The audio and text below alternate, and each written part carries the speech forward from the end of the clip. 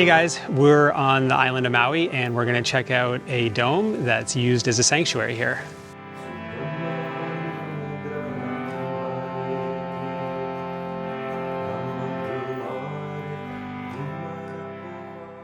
So we're here on Maui. We are at Hanuman Maui, the Ram Dass Loving Awareness Sanctuary, which is the continuation of Ram Dass's legacy on Maui. This was his home for the last 15 years of his life. And Ram Dass was a spiritual teacher, author, and beloved by many. And I had the honor of serving as his caregiver in the last year of his life. And when Ram Dass passed away in end of 2019, those that were close to him felt called to maintain this house and this space as a spiritual sanctuary. But it's been a path of discovery for us. And before Ram Dass died, he gave his blessing to construct a Hanuman Temple on the island of Maui. So he knew that was going to happen, and the idol that we have within the mandir was blessed by Ram Dass. And little did he know that temple would land in his front yard. So that's why it's here.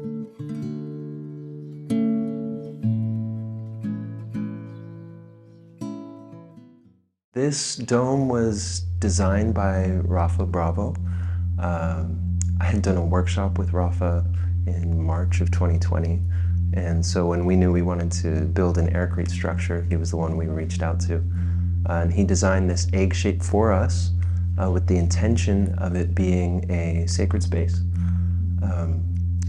And he designed the general structure of the dome, and then in accordance with the Hindu tradition of Vastu Shastra, I took some of the general measurements and adjusted them to a sacred geometry. So all the widths of the archways, the height of the altars, all are in proportion of phi.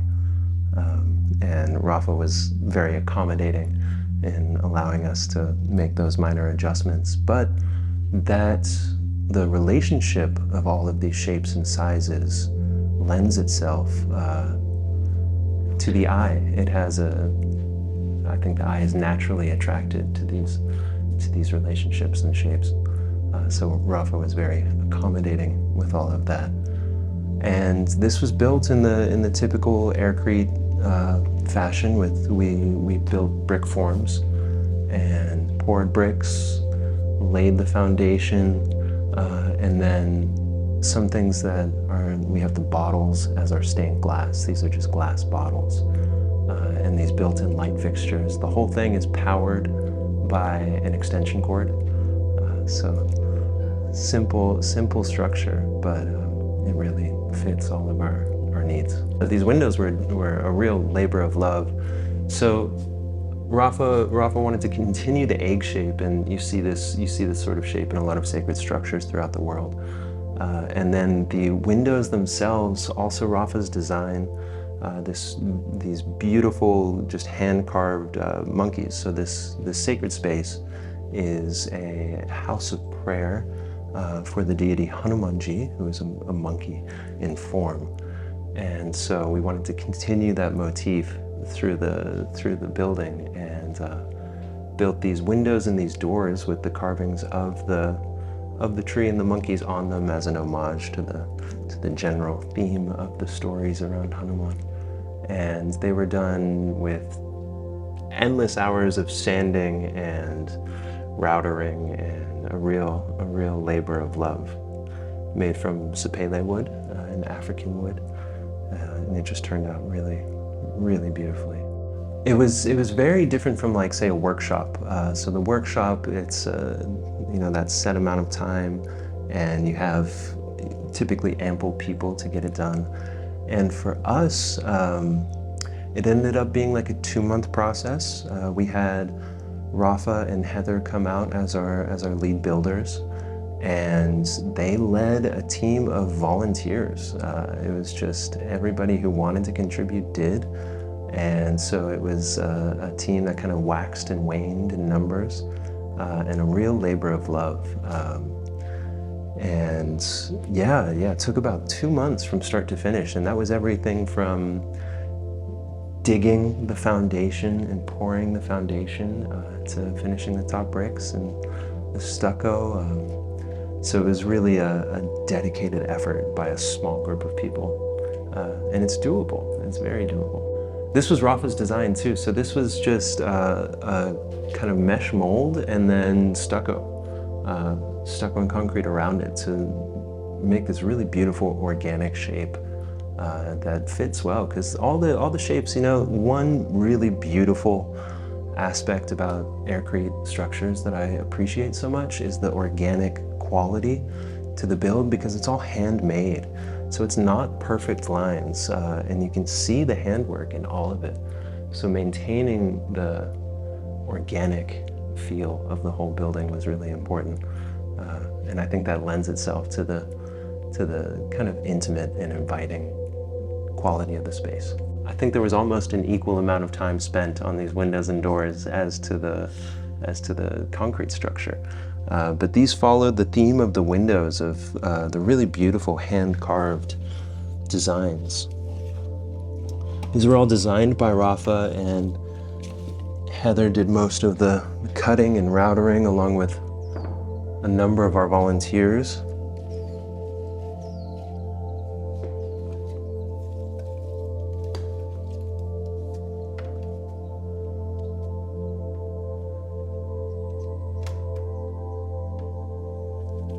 It really leaves a gorgeous silhouette. And I ended up, the original intention was glass for all the windows and doors. But after we finished the dome, I pivoted to screens for airflow. And so I ended up just dremeling a small channel and installing screens in all the windows and doors to maintain some airflow in the space. And it was really exciting for me to participate in this build because it felt like kind of an evolution from what I learned in the workshops.